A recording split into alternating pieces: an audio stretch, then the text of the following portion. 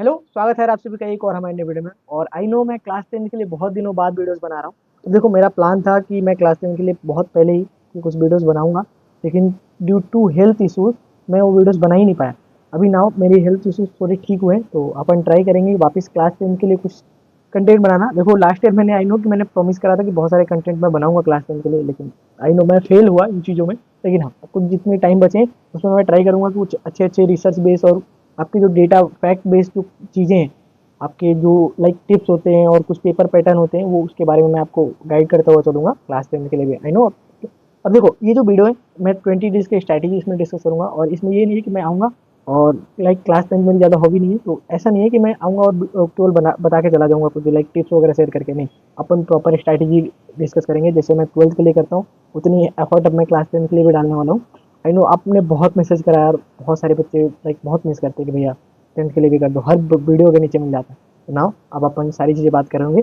और इसके साथ एक मैं सीरीज आपके लिए लॉन्च कर देता हूँ, अभी मैं रिलीज कर बता देता हूँ। देखो, आज अपन ओवरऑल बात कर रहे होंगे कि क्लास 10 को कैसे पढ़ना है लास्ट 20 डेज के अंदर। मैं पर्टिकुलर सब्जेक्ट को लाके बताऊंगा कि उसको 20 डेज में कैसे कवर करना है, लास्ट 20 डेज में क्या किन चीज़ों को ध्यान में रखना है, ताकि आपके जो स्कोर है वो बहुत ज़्यादा बढ़ सके। अब देखो, मैं जो भी बात करता हूँ डेटा और फैक्ट के बेस पे बात करता हूँ, कुछ भी मैं अपने मन से चीज़ें नहीं बताता हूँ। जो क्लास 12 की वीडियोस देखे हैं उनको पता है, और क्लास 12 के जो बच्चे मेरे को जानते हैं उनको भी पता है ये चीज़ें। ठीक है, तो अपन स्टार्ट करते हैं अपनी वीडियोस को। देखो, एक चीज़ समझो, आपके पास जो सब्जेक्ट है मेनली 6 सब्जेक्ट्स होंगे। ठीक है, किसी मैथ होगा, साइंस होगा, एसएसटी है, संस्कृत और थर्ड लैंग्वेज होगा जो भी होगा आपके साथ। पंजाबी वगैरह भी कुछ के पास रहते हैं तो वो होंगे। आपका हिंदी है और इंग्लिश है। अब देखो, बहुत सारे बच्चों का क्या इशू रहता है कि भैया टफ कौन सा सब्जेक्ट लगता है। काफ़ी बच्चों को मैथ टफ लगता है, काफ़ी को लाइक साइंस टफ लगता है। अब मेजोरिटी जो ओवरऑल में लाइक कहते हैं ना कि एक एवरेज लेके चले तो किसको ज़्यादा लाइक समय किसको देना चाहिए। तो देखो, मैथ जो है ना बच्चे को बहुत ज़्यादा परेशान करता है। उसके बाद साइंस, फिर एसएसटी उतना कुछ खास नहीं है, ठीक ठाक है। और संस्कृत है, फिर हिंदी और इंग्लिश है। अब देखो, मेरा क्या मानना है, आप इनको तो टाइम दो ही, डेफिनेटली आप मैथ को ज़्यादा टाइम दोगे, साइंस को टाइम दोगे, क्योंकि वो टाइम मांगता भी है, ऐसे सब्जेक्ट्स है। लेकिन मैं ये कहूँगा कि ना आप थोड़े बहुत टाइम इन दोनों को भी देना। क्यों? क्योंकि एक चीज़ समझो, हिंदी इंग्लिश आपका ज़्यादा स्कोरिंग है।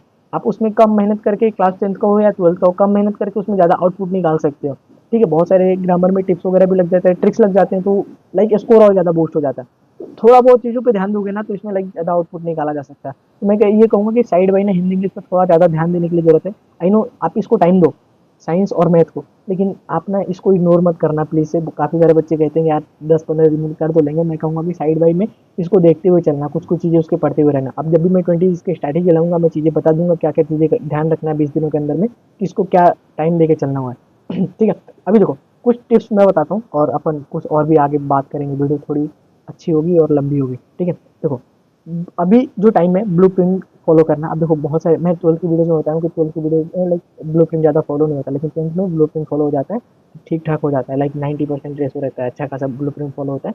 रेयरली रेयरली चांसेस है कि इसमें से ब्लू प्रिंट के अदरवाइज कुछ जाके लाइक आउटसाइड कुछ क्वेश्चन पूछे। मेनली मॉडल पेपर और जो ब्लू प्रिंट है उसी के बेसिस पे आपका पूरा पेपर होता है। ठीक है, नो अबाउट पेपर पैटर्न। अब देखो, ब्लू प्रिंट की मैं ये कहूँगा कि आपके पास वो फोटो कॉपी होनी चाहिए लाइक प्रिंटेड फॉर्म में, और मैंने बहुत अच्छे से ब्लू प्रिंट समझा रखा है।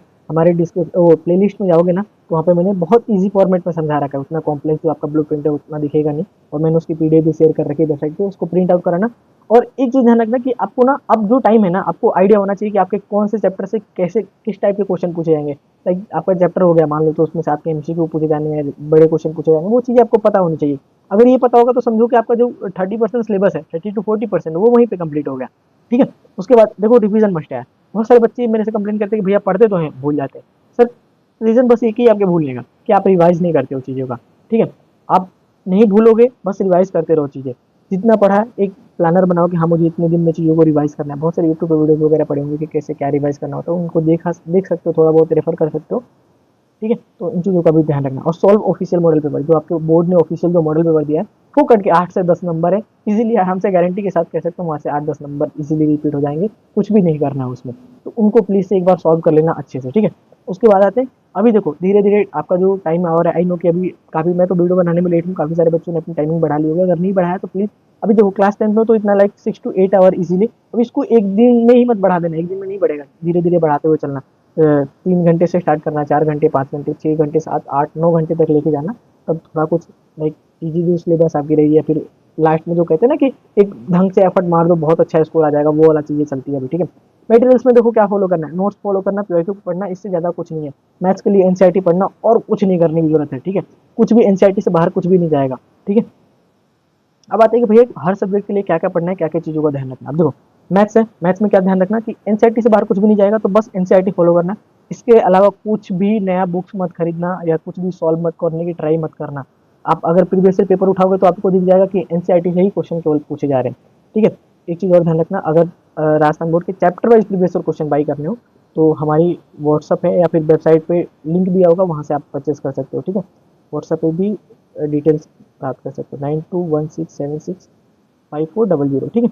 ये लाइक पेड है, आपको 49 रुपीज़ पर सब्जेक्ट के ऊपर से, लाइक उसमें सारे चैप्टर्स इंक्लूडेड है, एक सब्जेक्ट के लिए प्राइस है। और आपके जितने पेपर्स हैं दोनों मीडियम में अवेलेबल है, ठीक है। प्राइसिंग अलग अलग है। और लाइक क्या कहते हैं, जितने भी एनसीईआरटी के न्यू सिलेबस है ना, 2024-25 वाला लाइक जो टॉपिक से रिमूव हो गए उनके क्वेश्चन हमने रिमूव करके जो सिलेबस में है उन्हीं के क्वेश्चन है, ठीक है। अब आते हैं बैक टू पॉइंट। देखो मैथ में रिवीजन का ध्यान रखना कि टाइम टू टाइम आप रिवाइज कर रहे हो, सारे क्वेश्चन मल्टीपल टाइम सॉल्व होना चाहिए। एक जो एवरेज बच्चा होता है ना क्लास 10 का, उसको एनसीईआरटी एटलीस्ट शुरू स्टार्टिंग से लेके एंड तक ना, उसको एक बार बस बैठ के, लाइक पूरा सिलेबस हो गया उसके बाद वो बैठ के कम से कम 6 टाइम उसको सॉल्व किया होना चाहिए, ठीक है। अब एंड टाइम पे अगर आपने नहीं करा है तो 6 टाइम तो वो लाइक इम्पॉसिबल सा है, लेकिन एटलीस्ट 3 to 4 टाइम्स ये मिनिमम है। 3 to 4 टाइम्स आपको पूरी एनसीईआरटी सॉल्व की होनी चाहिए, ठीक है, रिवीजन बेसिस पे बैठ के। तो इतना आप सॉल्व करना, मल्टीपल टाइम क्वेश्चन को सॉल्व करोगे तो आइडिया आपको आएगा, ठीक है। प्रैक्टिस करते रहना, ठीक है, यही बात हो गई। फॉर्मूला शीट बना लेना साइड में, मैं ये कहूँगा बहुत हेल्प मिलेगा। और ये जो मार्किंग आप पॉइंट लगाते हो ना, लाइक किसी में स्टार लगा दिया, हार्ड इजी जो आपका जो मार्किंग होता है, जो आप साइन यूज़ करते हो, उसको प्लीज़ यूज़ करते हुए चलना है एनसीईआरटी में, खासकर मैथ्स के अंदर, ताकि आपको ईजी रहे कि आपको रिवीजन के टाइम पे आपको कौन से क्वेश्चन पे, क्योंकि देखो रिवीजन 2-3 दिन में इजीली किया नहीं जा सकता है, 4-5 दिन में। तो मैथ पूरा सिलेबस लाइक टाइम मांगता है, तो उस टाइम पे बस रिलेवेंट चीज़ें प्रैक्टिस कर पाओ, तो उसके लिए मार्किंग और पॉइंट उसमें साइन लगाते हुए चलना कि आपको कौन कौन से क्वेश्चन में प्रॉब्लम हो रही है, उन्हीं क्वेश्चन को लास्ट टर्न पे देखे बस, ठीक है। उसके बाद अब देखो साइंस की बात करते हैं। साइंस में ना पार्ट वाइज में होती है सारी चीज़ें, फिजिक्स हो गई, केमिस्ट्री और बायो वाले जो पार्ट्स हैं उसको कैसे पढ़ना है। देखो बायो में ना डायग्राम ध्यान रखना, डायग्राम के बेसिस पे ध्यान रखना। मान लो कि आपका ह्यूमन हेल्थ के बारे में लाइक क्या कहते हैं, ब्रेन के बारे में समझाना है, तो ब्रेन का आप जो भी डायग्राम से वो बना लिए, और ब्रेन के डायग्राम में उसके पार्ट्स वगैरह बताते हुए चले, पार्ट्स याद होना चाहिए। ध्यान रखना कि जो मैं भी क्लास 10 में था, बायो में मेरे को बहुत दिक्कत होती थी। फिर मेरे टीचर ने कहा कि बेटा ऐसे नहीं पढ़ना होता है जैसे तू थ्योरी पढ़ के रट रहा है, डायग्राम देख, डायग्राम के थ्रू पढ़। तो डायग्राम देखना, डायग्राम बनाना, डायग्राम के थ्रू याद करना चालू करना, देखना बायो कितनी जल्दी याद होता है, ठीक है। बायो बहुत ईजी और बहुत इंटरेस्टिंग सब्जेक्ट है। बाय द वे मैं क्लास 10 मैथ का स्टूडेंट हूँ, मेरे को डायग्राम से बस एलर्जी थी, मुझे डायग्राम नहीं बनाने थे, तो मैंने मैथ ले लिया, जस्ट बस एक ही रीज़न था, ठीक है। फिजिक्स, फिजिक्स की बात करते हैं। देखो फिजिक्स में क्या फॉर्मूले ध्यान रखना, छोटे मोटे न्यूमेरिकल्स आते हैं, इसी के होता है, ज़्यादा कुछ खास लफड़ा नहीं होता। केमिस्ट्री में ध्यान रखना, डायग्राम्स आते हैं तो डायग्राम्स का ध्यान रखना, जो भी लाइक मल्टीपल टाइम के जो प्रीवियस पेपर में देखोगे मल्टीपल टाइम कुछ डायग्राम्स है केमिस्ट्री के अंदर जो पूछे जाते हैं, जैसे आपका हाइड्रोजन गैस बनने वाला जो डायग्राम है वो हमेशा पूछा जाता है अलग अलग तरीके से, तो उसको ध्यान रखना। उसमें कुछ छोटे बहुत जो इक्वेशन हैं उनको ध्यान रखना, कैसे सॉल्व करना है वो सारी चीज़ें ध्यान रखना। एसएसटी के अंदर ऐसे 4-5 पार्ट है, पार्ट वाइज उसको कर लेना, उसको ध्यान रखना। शॉर्ट नोट्स बनाते हुए चलना, पीआईक्यू इसमें सॉल्व करना काम हो जाएगा, ठीक है। संस्कृत के अंदर क्या करना है, प्रीवियस क्वेश्चन देखना, शॉर्ट नोट्स वगैरह बनाते रहना। और लाइक इसमें जो आपके जो राइटिंग और शॉर्ट राइटिंग सेक्शन वाला पार्ट है, उनको बस थोड़ी बहुत चीज़ें समझ लेना, काम हो जाएगा, इसमें कुछ खास है नहीं। पुराने पेपर देख लेना, खुद ही समझ में आ जाएगा, ठीक है। हिंदी इंग्लिश की बात करते हैं। हिंदी इंग्लिश में सेम स्ट्रैटेजी है, आपका ग्रामर है, टेक्स्ट बुक का और राइटिंग सेक्शन और पैसेज का पार्ट है। इनमें ध्यान देना चीज़ों का, बस इनको पार्ट वाइज करके हुए चलना। राइटिंग सेक्शन जो आपका है प्रॉपर फॉर्मेट बेस है, फॉर्मेट के हिसाब से करना, काम हो जाएगा, ठीक है। टेक्स्ट बुक में ये कहूँगा डेली बेसिस पे स्टोरी वगैरह देखते रहो, समरी वीडियोस देखते रहो, पासबुक के थोड़े बहुत क्वेश्चन आंसर्स पढ़ते रहो ताकि आपको आंसर राइटिंग की टेक्निक पता हो। ग्रामर के लिए बस ओनली ट्रिक्स देखनी है, बहुत सारी यूट्यूब पे ट्रिक्स पड़े हुए हैं। थ्योरी पढ़ने में मत पढ़ना क्योंकि उसमें क्वेश्चन पूछे जाते हैं, थ्योरी नहीं पूछा जाता है। देख लेना, अगर किसी पोर्शन से थ्योरी पूछे जा रहे हैं तो थ्योरी पढ़ना, अदरवाइज क्वेश्चन पूछे जा रहे हैं तो क्वेश्चन पूछे जाते हैं, क्वेश्चन करना, ठीक है। अब देखो एक चीज़ ध्यान रखना कि पीवाईक्यू पहले देखना कि प्रीवियस ईयर पेपर में आपके क्वेश्चन किस तरीके से पूछे जा रहे हैं, तब उस टॉपिक को हाथ लगाना, ताकि आपको पता होना चाहिए कि पूछा क्या जाएगा, तब आप पढ़ने बैठ रहे हो। ऐसे ही कुछ भी पढ़ने मत बैठ जाना, ठीक है। पैसे डेली एक थोड़ा बहुत प्रैक्टिस करोगे तो आ जाएगा। बहुत सारे बच्चे कहते हैं भैया अपोजिट वर्ड इसमें दिक्कत होता है। देखो आपकी जो वर्ड की जो डिक्शनरी है, आपकी वोकैबुलरी कितनी अच्छी है उस पर डिपेंड करता है। उसका कोई भी शॉर्टकट तरीका नहीं है कि आप अपोजिट वर्ड ट्रिक बना के पैसेज में ढूंढ लोगे, जैसे आप क्वेश्चन आंसर ढूंढ लेते हो, तो ये मुश्किल है चीज़ें, ठीक है।